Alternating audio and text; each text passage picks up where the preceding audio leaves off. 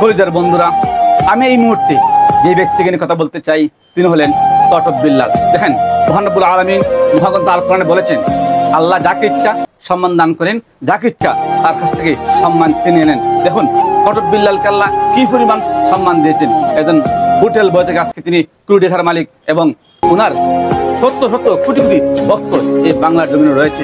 তার এই সম্মান দেখে, তার ইনকাম দেখে আচ্ছা বাংলাদেশের সব লেভেলের যারা কন্টেন্ট ক্রিয়েটর সাইফুল ভাই সহ অনেকেই তাদেরকে তাকে নিয়ে মন্তব্য করতেছেন, খারাপ মন্তব্য করতেছেন। আরে ভাই, আমি বলবো মহান রব্বুল আলামিন যাকে ইচ্ছা সম্মান দান করেন, যাকে ইচ্ছা তার সম্মান তার কাছ থেকে কেড়ে নেন।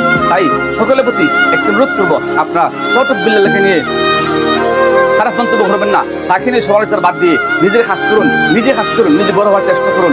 আর আল্লাহ যদি কাউকে বড় করে নেয়, সম্মানিত করে নেয়, প্রধানমন্ত্রী বা মন্ত্রী মিনিস্টার বানিয়ে নেয়, তাহলে তুমি আমি তার ঠেঙ্গ দুইটা লম্বা করতে পারতাম না। ঠিক আছে, এই জন্য আল্লাহ যেহেতু তাকে পছন্দ করেছেন, তাকে সম্মানিত করেছেন, আমি আপনি তার সমালোচনা করে আমি আমার ক্ষতি করতে পারবো, আপনি আপনার ক্ষতি করতে পারবেন, কিন্তু তার চুল পরিমাণ ক্ষতি করতে পারবেন না। কটব বিল্লাল ভাইয়ের জন্য অভিনন্দন ও শুভেচ্ছা।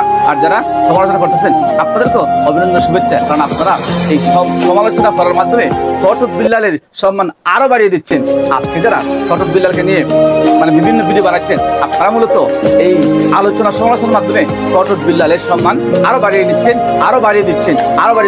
আশা করছি আমার ভিডিওটা ভালো লাগলে লাইক করে শেয়ার করে দিবেন। আমি ইসমাইল এমএফ আপনাদের সাথে আছি, সাথে ছিলাম, ভবিষ্যৎ থাকবো ইনশাআল্লাহ, সবসময় পাশে।